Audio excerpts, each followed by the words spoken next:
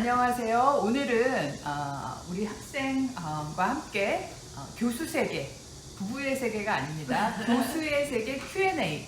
저희가 학부생들과 대학원생들한테 질문들을 모았죠? 네. 그 전에 우리 학생 소개 좀 하시고 어떤 식으로 질문 모았는지 좀 얘기해 주세요. 네, 안녕하세요. 저는 옆에 계신 교수님의 연구 조교로 있는 권나현이라고 합니다. 그래서 학생분들한테 평소 교수님께 궁금했던 사항들을 질문으로 받아서 저희가 정리를 한번 해봤습니다. 네, 그럼 첫 번째 질문부터 한번 가볼까요? 네, 첫 번째 질문은 네. 평소 교수님의 생활이 궁금해요. 수업이 없으실 때나 수업 이후에는 보통 어떤 것을 하시나요? 라는 질문을 받았습니다. 네. 대부분의 우리 학부생들은 우리가 논다고 생각해요. 네? 우리 엄마도 내가 노는지 알아. 수업 끝나면.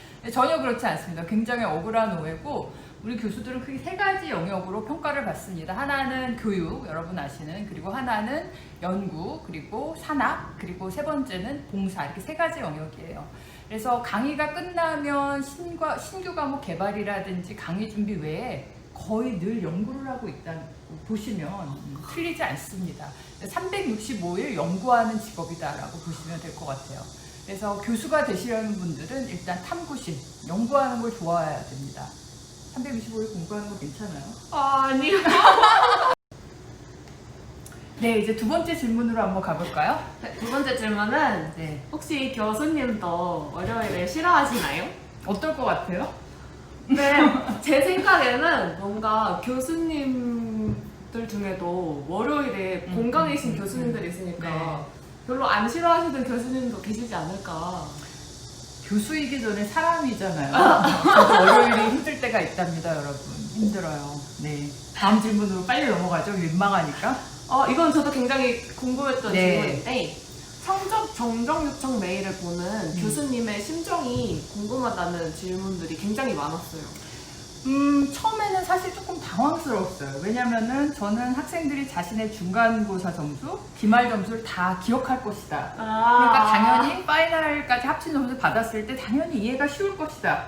하지만 대부분의 학생들은 기말쯤 갔을 때 본인의 중간고사 점수를 잊어버리는 경향이 있는 것 같아요.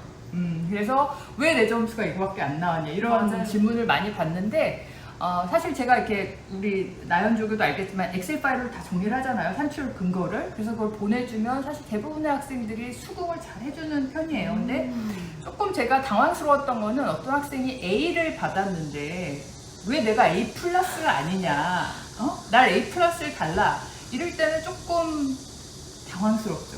네, 당황스럽고, 또 한편으로는 너무 우리 학생들이 그 평가, 성적에 갇혀 있는 게 아닌가 해서 조금 안타깝고, 또 제 교수인 제 입장에서도 모든 학생들을 비슷한 기준으로 평가해야 되는 것이 조금 아쉬울 때가 있습니다. 그래서 저도 고민 중입니다. 어떻게 학생들을 좀 다양성을 인정하면서 평가할 수 있는지 고민하고 있습니다. 네, 다음 질문으로는 교수라는 직업을 선택하신 이유는 무엇인가요? 라는 질문입니다. 네, 이런 질문을 제가 종종 학생들한테 받는데요. 저는 사실 되게 우스운 얘기지만 어렸을 때 한 번도 교수가 되고 싶다는 생각을 해본 적이 없어요. 왜냐면 공부하는 걸 안 좋아했기 때문에 그렇습니다. 너무 의외예요. 네, 싫어하고요. 제가 중고등학생 때만 해도 거의 다 암기였어요. 모든 걸 암기식으로 배웠기 때문에 너무 재미가 없었고 왜 해야 되는지도 잘 모르겠고, 그래서 공부에 재미를 못 느꼈다가 제가 이제 정치학을 전공했잖아요, 학교에서. 정치학을 전공하고 마케팅 커뮤니케이션 회사를 들어갔어요, 첫 직장으로. 그러다 보니까 마케팅적인 지식이 너무 딸리더라고요. 그래서 유학을 결심을 했죠. 그리고 나는 유학을 간 이유가 그때도 교수가 되기 위해서가 아니라 내가 부족한 마케팅 지식을 쌓아서 미국에서 내가 한번 일을 해보고 싶다. 그래서 유학을 결정을 했거든요. 근데 공부를 미국에 딱 가서 하니까 너무 한국에서의 스타일과 많이 틀리더라고요. 예를 들면 여기서는 일방적으로 교수님이 설명해 준 걸 듣는 거라면, 거기서는 적극적으로 학생들이 자신의 생각이 맞던 틀리던 너무 자유롭게 얘기할 수 있었고, 교수가 한 명 한 명의 생각을 굉장히 좋은 아이디어다라고 이렇게 칭찬해주고, 그리고 교수 자신의 생각을 적극적으로 비판하라고 이렇게 얘기도 해주고, 굉장히 그 계기를 통해서, 물론 대학원 수업이기도 했지만 제가 배움의 어떤 즐거움, 그거에 처음 눈을 떴어요. 대학원 때. 그래서 내친 김에 그러면 나 박사까지 한번 해보고 싶다. 그래서 박사를 하게 됐고 박사를 끝내고 눈을 떠보니까 제가 교수가 되겠더라고요. 예. 네, 그래서 저는 저한테 상담하러 오는 많은 학생들이 대부분 선생님 저는 구체적으로 뭐가 되고 싶은지 잘 모르겠어요. 이런 질문 많이 하시거든요. 나연이도 그런 질문 있죠. 맞아요. 네, 그럴 때마다 저는 제가 교수가 된 일화를 설명을 해줘요. 그래서 지금 명확하게 구체적으로 내가 뭐가 되고 싶다 이런 게 없더라도 현재 내 손에 주어진 선택지 중에 최선의 것들을 골라가다 보면 결국은 내가 있어야 될 자리에 내가 가 있더라. 이런 말씀을 꼭 드리고 싶어요. 그래서 내가 정말 뭘 원하는지 하나가 무엇인지 알 때까지 기다리다 보면 나이만 먹어요. 아무것도 할 수 없어. 그러니까 지금 있는 선택지 중에 저는 행동하시라고. 그러다 보면 내가 갈 길을 찾게 된다고 꼭 말씀을 드리고 싶습니다. 저도 그렇게 지금 이 자리에 와 있는 거고요.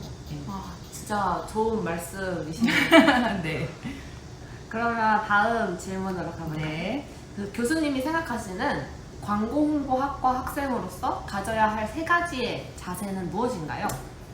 가장 먼저 저는 말씀드리고 싶은 게 전공 지식을 떠나서 자신에 대한 이해가 있었으면 좋겠어요.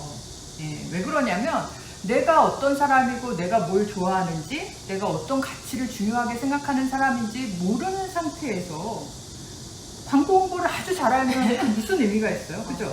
그래서 자신이 누구이고 내가 어떤 가치를 중요시하고 뭘 좋아하는지를 아는 사람은 아마도 자신의 사명이 뭔지를 발견할 확률이 높습니다. 그리고 자신의 사명이 뭔지를 아는 사람이 만드는 광고 홍보는 진정성이 들어가 있어요.